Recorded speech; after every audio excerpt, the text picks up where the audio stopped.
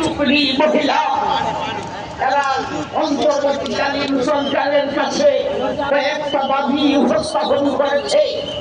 একটা হলো নারী পুরুষের সমান অধিকার, আরেকটা হলো সমকামিতা, আরেকটা হলো ওরা যুদ্ধে যা পাবে ছেলে বাবাদেরকে যতটুক সম্পত্তি পাবে, মেয়েও যতটুক পাবে।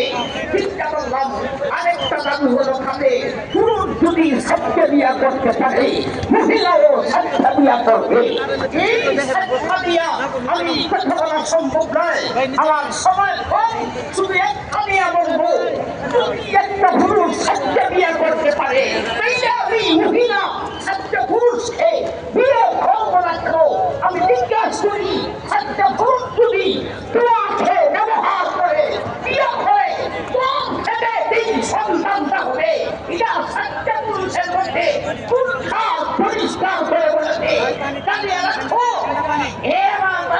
একটা মহিলা যখন একটা পুরুষকে বিবাহ করবে এরপরে থেকে তেতুলিয়া পর্যন্ত এই মহিলাকে আর কোন পুরুষে বিবাহ করবে? আমার ভাই কোন পুরুষ নাই, আর স্বামী আছে, আর কোন পুরুষ বিয়া করবে না, বিয়া করতে পারে কেন?